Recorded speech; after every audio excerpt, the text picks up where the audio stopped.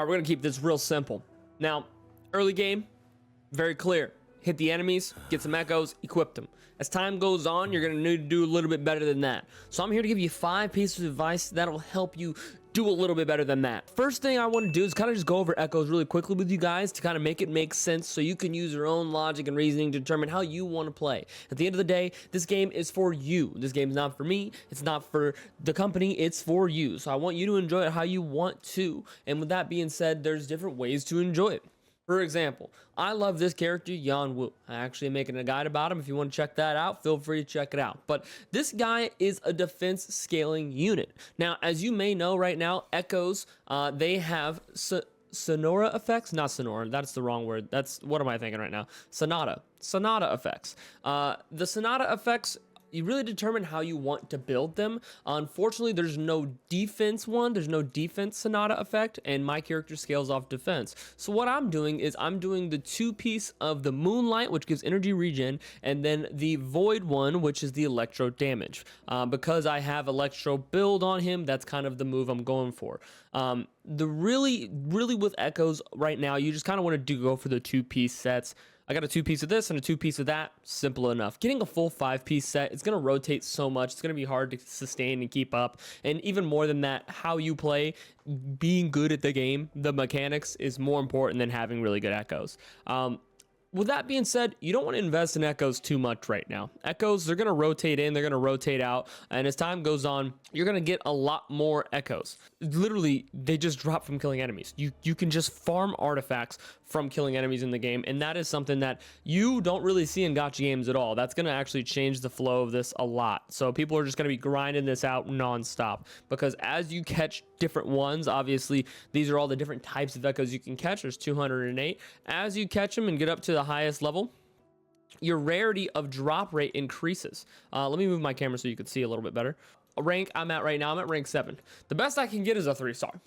The best I can get is a 3-star, unless it's coming from missions or objectives and things like that. Once I get level 8, then I can start getting 4 stars. Once I hit level 9, my cost limit goes up, so I can have larger units, more larger units. Once I get to level 10, I can do, again, higher drop rate.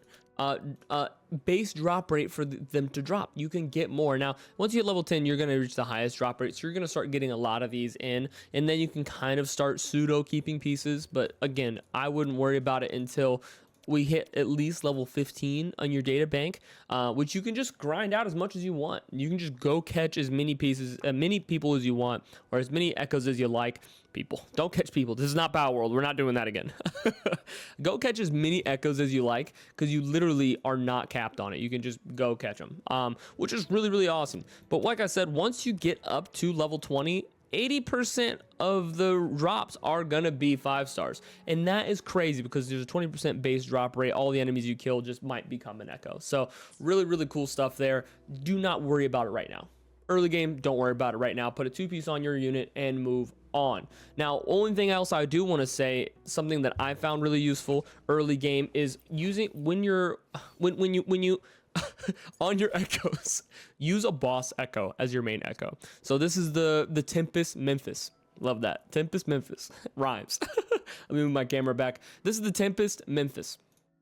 Now, this guy, not only does he have crit rate on the stat there, which is going to help you, he has a really cool move. His attacks are cool. So I'll show you what his is real quick. You transform. That's sick, right? Versus like this one where you just like do the little car move. Like, that's not bad, honestly, but same thing here. That is awesome, awesome, awesome. Now, obviously, depending on your build, depending on what you're trying to do, it might not be the best choice for you. But I will say this. Sorry, I got distracted. People just need to get beat up real quick. Let me pause this. I will say this. Whatever you want to build, whatever you want to do is fine. Those things have just made the game easier for me. Now I'm speaking from about 13-14 hours of experience. I played this game like crazy, and so that's just my personal experience. As time goes on, I will have more advice as things happen, but right now that's just kind of the entry level advice. Now, looking at the entry level advice, I also recommend picking 3 units you really want to take to the end game, at least now. Obviously you can level up all your units as you want, take them all there if you'd like, and it'll make it harder for you to clear content. Something I always struggle with in gacha games that I can't emphasize enough is picking units and sticking units. Pick it to them, stick it to them. Do not invest in all your units, otherwise you will run low on resources and you won't be able to progress because of the amount of DPS you'll be able to do, especially on time trials and things like that. So I would recommend picking 2 support units and picking a main DPS. The reason why I say that is because as of right now, we're not too focused on the multiple teams. We're just focused on one. And 1 main DPS will be enough because you'll just use the intro outro skills of your support units and then go back to your main DPS for most of your combos. When you get to the point when you need multiple teams, you're going to be using more supports than you are DPSs. So leveling up multiple supports right now is the best idea. Now, unfortunately, I got Verena. That's kind of a joke, but honestly, I'm not too happy with this character's design. I think the gameplay is super great, but it's a little girl in doing suggestive stuff. I'm not happy about it. But Baiji is really, really good. Now, a lot of people are going to be using her. Basically, everybody's going to be using her because she's one of the few healers that we have in the game right now. She has great intro and outro skills, which I want to elaborate on a little bit. Intro and outro skills. When she leaves the field and the next character comes in, it heals them for 3 seconds, healing them over time. Phenomenal. When she uses her skill, after she has the bar charged up on the bottom, she heals them. Your team. Phenomenal. She just constantly is doing healing things. Now, Verena's basically the same thing, but also does more DPS off field and heals faster. So Verena's just essentially Baiji X2. Just does a little bit better. And of course, again, this unit is going to be somebody you're going to want to level up. Now, looking at everybody else, who is a support unit?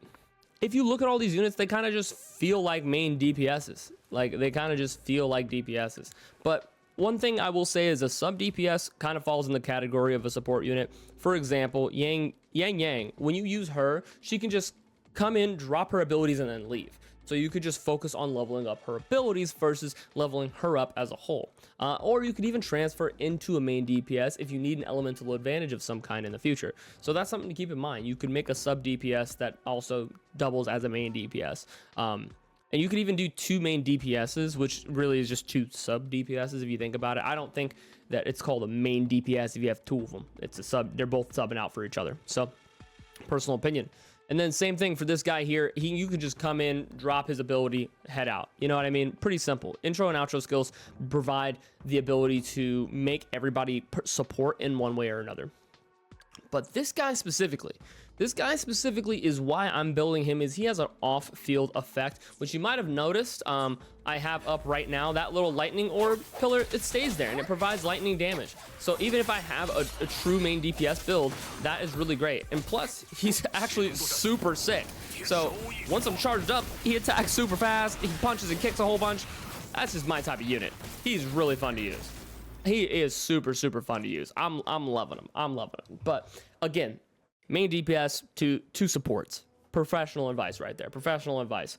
The last thing I really want to show you is that you can teleport to enemies using the intro skills. And what I mean by that is you have a large range when you lock onto them of how far you can attack.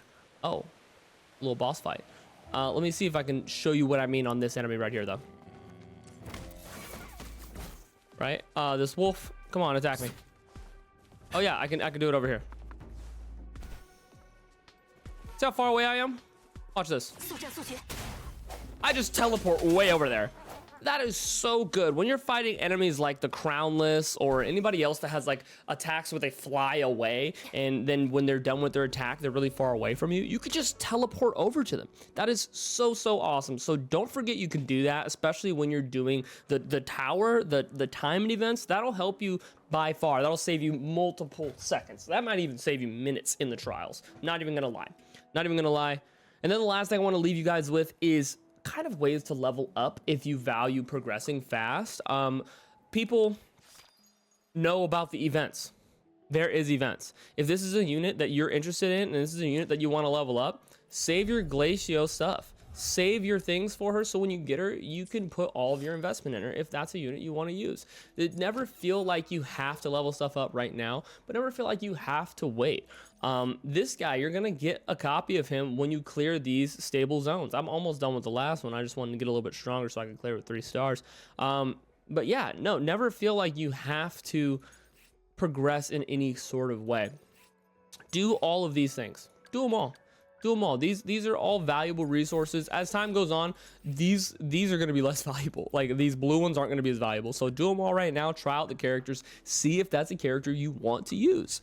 Awakening Journey. Get leveled up. You're going to get more summons, and eventually you will get a 5-star weapon selector, which is really great. And at that point, when you get to level 45, probably like a week or so, 5 days from now, I'm assuming it'll take people at least a week to get to level 45. Who knows, considering that you can just grind the game out. But yeah, when you get there, you're gonna get a 5-star weapon selector, which is amazing. So like I said, just enjoy the game. Just enjoy the game. And this is showing you a quick little guide on how to level up as well. I recommend using your energy on character leveling materials. What I mean by that is in the main base, wherever it's at. Okay, here. You can get these things to get XP for your characters. You can get this for XP for your weapons. As you need those, get those, right? You're going to need those. You're going to need a lot of it. Do not just fight bosses for fun. Do not just go get the echoes because you can. You can actually go fight these bosses. Another tip. You can go fight these bosses and collect the echoes without spending your energy. Just leave. After you're done fighting them, just leave. Kill the enemy, leave. Don't go claim. You don't have to do that. You can just farm the echoes just cuz. Now keep in mind, you do have a base drop rate that's a little low. So what I would recommend is going to fight enemies, get your data bank level up to 15 or 16 first, and then farming echoes from bosses. But everything else that you use, you're going to probably want to put into this if you don't need those materials from the bosses to ascend your characters or weapons. Once you need those essential materials, then spend the money. You can, foresee it, like, if you need to know what ones need what and you want to be ready, sure, you could do that too. But I recommend just investing in these because you're probably going to want to level up other characters and try them out at different times. So it's just something to keep in mind for now. Oh, milestones. Almost forgot. I mean, you could just play, and then look at it and claim it all. But if you're trying to progress, do these things, complete these activities, and that will help you progress faster in the game. Make sure you're doing your dailies every day because the value of this is inexpensive. Union XP is inexpensive. Make sure you get as much as you can every day. I really went over everything. Oh, other thing. The trainings, do them. Do them. You get materials for it. You get currency for it. No reason not to.